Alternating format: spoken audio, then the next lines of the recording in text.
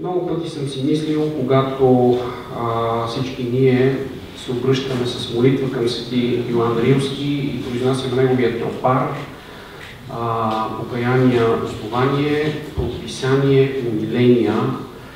И съм разсъждавал какво означава това прописание, умиления. Какво означава свети Йоан Рилски със своя подвиг, със своя образ, със своето подвижничество, че той ни е дал някакво напътствие, предписание, поучение за умилението. И какво означава това да имаме умиление? Разсъждавайки и изследвайки цялата духовна традиция на аскетиката, аскетическото богословие, всъщност и аз достигнах от това, за което и отец Стоян Чиликов представи тук, че не може да има умиление, което е сърдечното съкрушаване, сърдечното смирение, което едновременно е и смирение, и очистване на сърцето от греха, и най-вече милосърдие, защото умилението означава милост. Да превърнеш сърцето си в седалище, в крепост на Божията милост. И всъщност това е Христовия, евангелския идеал, евангелското учение, за което и Исус Христос ни казва. Блажени са милосърдните, защото те ще бъдат помилвани. Блажени са чистите по сърце, защото само те могат да видят Бога духовно.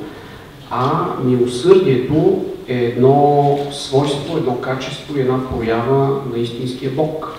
И не случайно Спасителя ни казва, че трябва да бъдем съвършени, както е съвършен нашия Небесен Отец, но това съвършенство на Небесния Отец всъщност е неговото милосърдие.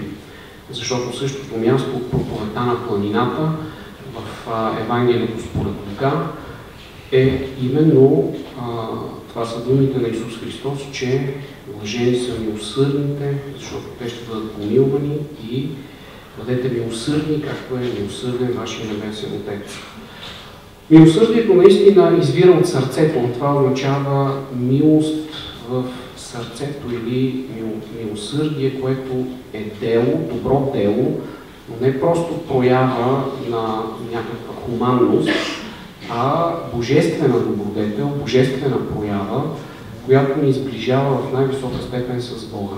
Защото наистина свети Йоан Златоуст казва, че Бог е човеколюбив. Божието човеколюбие е най-силно изразеното свойство и качество на Бога, и ние можем да се уподобим на Бога, защото сме призвани като сътворени по Божия образ да се уподобяваме на Бога, чрез именно тази добродетел на милосърдието. Когато ние сме милостиви, проявяваме милосърдие, тогава ние изпълняваме Божия закон и Христовия закон, закона на Христовата любов. Милосърдието обаче, освен лична добродетел, освен лично качество, за което много пъти Исус Христос говори в Евангелието, лявата ръка да не знае какво прави дясната, милостинята да се изпоти вашата ръка преди да бъде дадена, т.е. освен че всеки един от нас е длъжен да извършва милосърдни дела, дела на добротворство и на любов към ближните, към страдащите. Милосърдието е една проява на църквата, и затова аз така съм формулирал тази връзка между християнското милосърдие и социалната мисия, социалното служение на църквата. Тогава, когато милосърдието вече е като християнско дело е организирано от църквата, това, което виждаме в Деяния апостолски, именно в Йерусалим, в първата апостолска християнска община, тогава това дело се превръща в служение на църквата, в диакония, и не случайно диаконите са избрани именно като такива служители.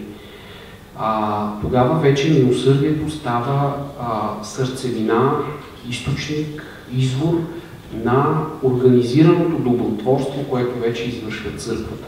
Следователно виждаме как тази добродетел на християнското милосърдие едновременно е нещо много важно за личния път на спасението и усъвършенстването на всеки християнин, Същевременно обаче тя е основата за това, което наричаме социална дейност или социална мисия на църквата. И ако за момент само си помислим дали е възможна социална работа, социална дейност на църквата без милосърдие, ние ще разберем, че такава дейност не би била християнска. Това би била някаква форма на друг тип държавна социална политика или нещо, което вече не е плод, не е израз на милосърдието.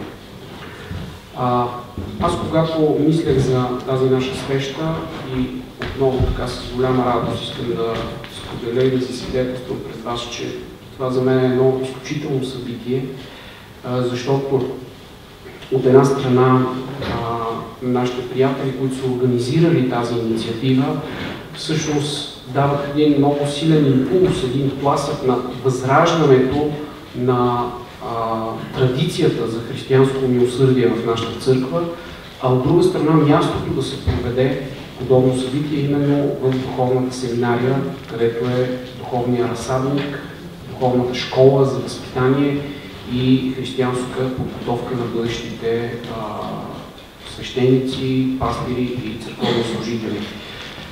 Тогава много силно впечатление ми направи от словото на Негово Светейшество, патриарх Неофит, от тази неделя на 11 май в Патриаршската катедрала. Неговите думи, в които той спомена, че и днес Българската църква е призвана да бъде стожер на духовността, но и да възстанови своето християнско социално служение в обществото, като предпазва обществото от подмяната на ценностите. Това беше един много силен момент в проповедта на Негово Светейшество и аз мисля, че точно това е значението на разбирането, на приемането и на утвърждаването на християнското милосърдие от църквата, в църквата, но и от страна на християните в обществото. Това ни помага да избегнем подмяната на ценностите. Защото в същия ден вечерта по националната телевизия един професор, един интелектуалец пък изрази своето виждане, че според него милосърдието и щедростта е обидно за страдащия и за този, който получава подаянието. Ето виждате как без християнския дух на вяра, на упование в Бога, на човеколюбие, на снисходителност, състрадание, който извира от милосърдието, всяка една проява на подкрепа, на щедрост може да изглежда като нелогична, като обидна за този, който я получава.